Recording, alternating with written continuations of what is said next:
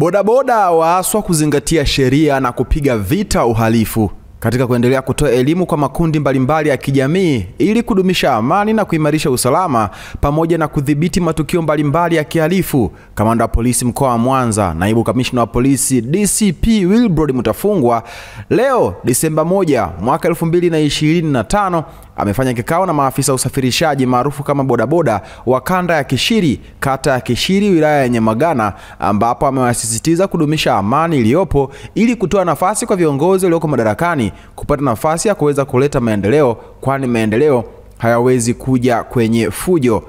Namnukuu akisema, "Sisi kama wananchi wa mkoa wa Mwanza tunao nafasi kubwa ya kudumisha amani iliyopo. Kamwe tusishiriki kwenye matukio ya uvunjifu wa amani. Tusiruhusu kamwe matendo ya fujo, uporaji, maandamano yasiyokuwa halali, ambapo mambo hayo yote yanaweza kudhorotesha maendeleo," amesema DCP Mutafungwa. Aidha, Kamanda Mutafungwa amewataka maafisa hao kufichua uhalifu kwa kutoa taarifa kwa vyombo husika, hususan jeshi la polisi, ili liweze kuchukua hatua, kwani nchi yetu inaongozwa kwa mujibu wa sheria. Naye mwenyekiti wa kamati ya maadili kanda ya Kishiri, James Simon, amewataka jeshi la polisi kutoa imani kwa maafisa usafirishaji katika kudumisha amani na wako tayari kutoa taarifa za matukio ya kihalifu. Vile afisa usafirishaji maarufu kama bodaboda ameahidi kwa jeshi la polisi kupitia ushirikiano unaotolewa baina yao na wananchi kwa ajili ya kuimarisha amani ya taifa letu, kwani hata waangusha na kuahidi kutembea kituo hadi kituo kwa ajili ya kutoa elimu ya kudumisha amani. Itizame video hii kisha like, comment, share kwa ndugu jamaa na marafiki. Wakati wote sisi tumechangamka. Hii ni VOT Media. Sisi wananchi wa mkoa wa Mwanza nao wajibu mkubwa wa kutunza amani ya nchi yetu. Tunayo nafasi na tuna wajibu mkubwa wa kutunza amani ya mkoa wa Mwanza.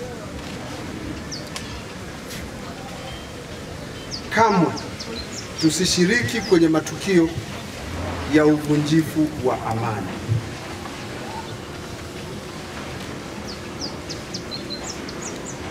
Tusiruhusu kamwe matendo ya fujo, vurugu, uporaji, maandamano yasiyokuwa halali, ambayo mambo haya yote niliyoyataja yatazorotesha maendeleo yenu, yatawapotezea muda katika safari ya maendeleo. Msifanye hayo ili mtoe nafasi kwa viongozi wenu, kwa viongozi wetu walioko madarakani, wapate utulivu na nafasi iliyotulia ya kutuletea maendeleo. Maendeleo hayawezi kuja kwenye fujo.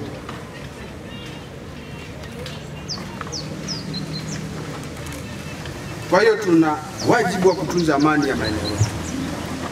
Wajibu wetu mwingine ni wajibu wa kufichua wahalifu. Hatuna budi kukataa uhalifu na kuwafichua wahalifu wote. Nilisema mwanzo, utachekelea kuona mwenzako anaibiwa, unakaa kimya, utoi taarifa. Wahalifu kuna siku watakufuata wewe. Sote tushirikiane kuhakikisha kwamba muhalifu apati nafasi katika jamii tunayoishi. Tutoe taarifa kwa vyombo vya usalama, na tutoe taarifa zenye ukweli,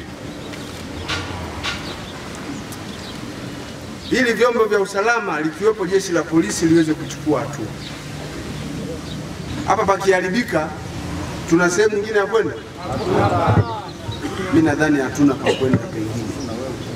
Tukilazimika kwenda pengine, itabidi tuanze kuomba ruhusa za kuingia huko, au sio? Lakini hapa tunahitaji ruhusa ya kuwa hapa. Hatuhitaji ruhusa, ili mradi tu sisi ni watu gani? Wa Tanzania, ndio tiketi yetu ya kuwa hapa. Sasa kuna mambo ambayo tunakuwa tunayaona yanajitokeza, tunasema tukae na nyinyi tuweze kuzungumza pamoja, pengine kukumbushana mambo mbalimbali ya msingi ya kuendelea kuzingatia ili maeneo yetu yaendelee kuwa na utulivu, yaendelee kuwa na usalama, yaendelee kuwa na amani. Sasa nichukue nafasi hii kuwakumbusha, nchi yetu inaongozwa kwa sheria. Nchi inaongozwa kwa mujibu wa nini? Kama wewe una jambo ulidhiki nalo, halikufurahishi, ukiona linakuja mbele yako, kumbuka nchi inaongozwa kwa utaratibu gani. Ukishajua hivyo tu, punguza munkari, fuata nini? Rahisi. Kwa mimi naamini kwamba jeshi la polisi litupe imani. Sisi ni watu ambao ni watu ambao ni wapole, ambao hatuwezi tukaingia mpaka kitendo cha kwamba tuanze kuhatarisha amani wakati tumeshapata sehemu ambayo ni ajira, kutokana na vile wale vijana ambao wanamaliza form 4. Wengine unakuta kwamba hawezi kuendelea kutokana na changamoto za wazazi, mwingine unakuta kwamba anashindwa kuendelea kulingana na point ambazo amezipata. Kwa hiyo moja kwa moja sehemu ya kukimbilia imekuwa ni nini? Imekuwa ni upande wa bodaboda.